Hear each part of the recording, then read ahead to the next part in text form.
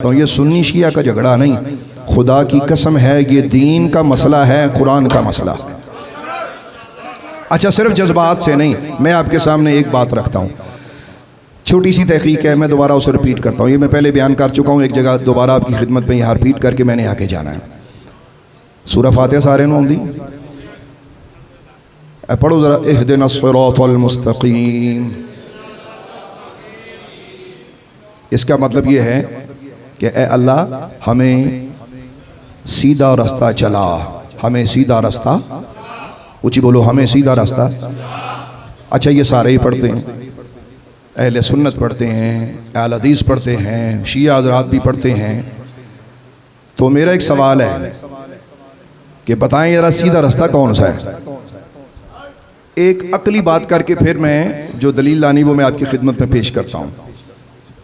دیکھیں کہ آج کے دور میں کیا کوئی بندہ دعویٰ کر سکتا ہے کہ دین مجھے فوراً نبی پاک سے سیدھا ملا ہے؟ کوئی بندہ دعویٰ کر سکتا ہے؟ میں تھوڑے کو پوچھنا پہ کوئی بندہ ایسا ہے؟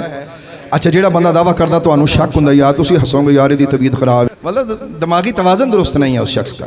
وہ کیسے کہہ سکتا ہے کہ جی میرا دین کے بغیر مجھے دین پہنچا ہے؟ دین ہمیں بتدریج آیا ہے۔ لا محالہ بات یہ ہے کہ ہمیں جن ہاتھوں سے یہ دین آیا ہے ہمیں ان سب ہاتھوں کو صاحب ایمان ماننا پڑے گا، تب ہمارا عقیدہ درست ہوگا۔ اگر ہم شک کریں گے ان پر تو اس کا مطلب ہے اگر وہ بیچ میں لانے والے شک ہے ڈاکیہ ہی مشکوک ہو جائے تو خاطدہ کی اعتبار ہے؟ میں آپ سے پوچھ رہا ہوں بھائی، ڈاکیہ مشکوک ہو جائے خاطدہ کوئی اعتبار ہے؟ اس واسطے جدو نبی مشکوک ہو جائے اللہ کا پیغام مشکوک ہو جاتا ہے، لہٰذا نبی پہ شک کرنا یہ کفر ہے۔ اچھا اب ذرا بات ذرا سنیے کہ اے اللہ ہمیں سیدھا راستہ چلا، ہمیں سیدھا راستہ، یہ سارے پڑھتے ہیں۔ سوال یہ کہ سیدھا راستہ کون سا ہے؟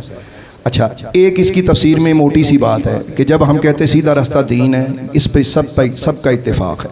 سیدھا راستہ قرآن ہے، اس پر سب کا اتفاق ہے۔ سیدھا راستہ اللہ کا راہ ہے، اس پہ سب کا اتفاق ہے۔ لیکن کچھ اور چیزیں بھی ہیں کہ جو کتابوں میں موجود ہیں اور یہ تھڑے والی کتابوں میں نہیں، اللہ کے کرم سے جو تفاسیر ہیں قرآن پاک کی ان کی بات کر رہا ہوں۔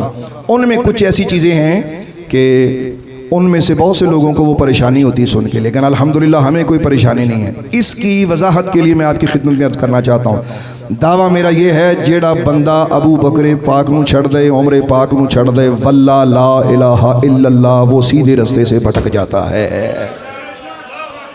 آپ کہیں گے یہ آپ کا بہت بڑا دعویٰ ہے، یہ بہت بڑا دعویٰ ہے، اس پہ پوری تقریر ہو سکتی، لیکن میں نے چھوٹی سی بات کر کے آگے جانا ہے۔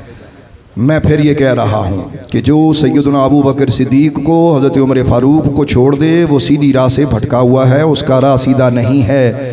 تو اگر سیدھا نہیں ہے تو پھر کون سا؟ غیر المغضوب علیہم ولا الضالین، پھر یہ راستہ ہے اس کا۔ اچھا آپ کہیں گے بھی آپ کیسے کہہ سکتے ہیں، آپ کے پاس کیا دلیل ہے؟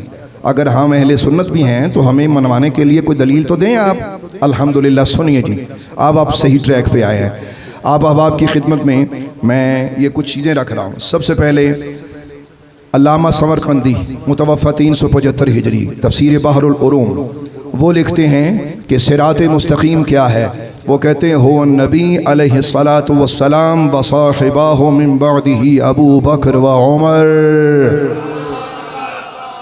وہ کہتے ہیں کہ سیدھے رستے سے مراد محمد عربی ہیں اور سرکار دو عالم علیہ الصلاۃ والسلام کے بعد حضور کے دونوں صحابی سیدنا ابو بکر اور حضرت فاروق اعظم ہیں۔ سنیے ذرا، اس سے آگے بڑھیں۔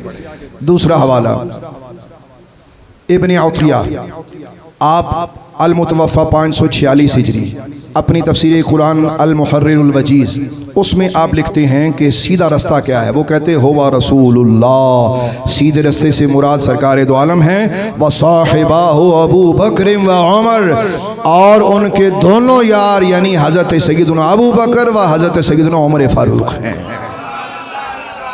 اس سے آگے بڑھیں۔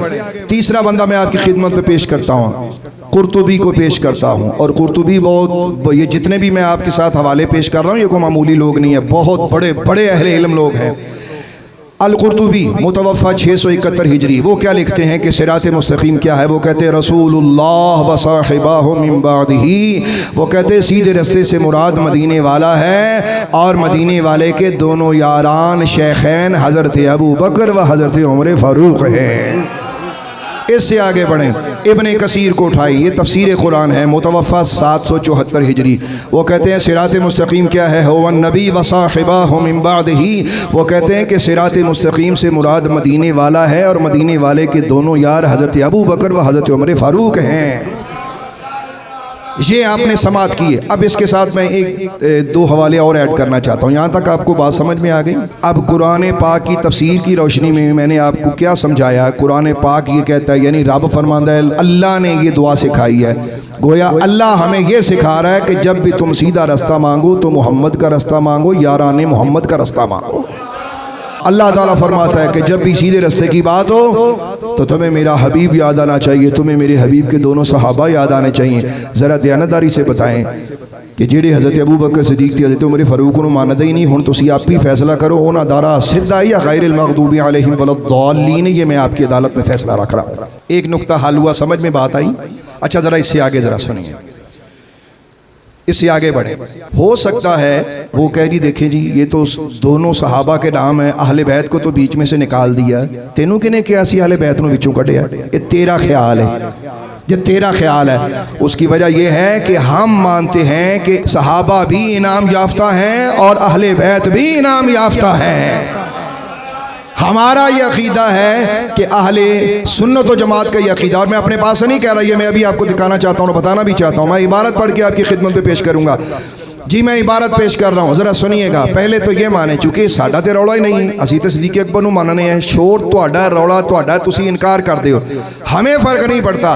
لیکن اگر آپ بالاتفاق دیکھیں سنی تفاسیر کو اٹھا کر، اکثریت کی یہ رائے ہے کہ یہ صراط مستقیم والی جو آیت ہے اس سے مراد نبی پاک کے ساتھ رسول پاک کے دو صحابی، بالخصوص دو صحابی حضرت ابو بکر و حضرت عمر ہے، اور بعد میں دیگر کا ذکر ہے۔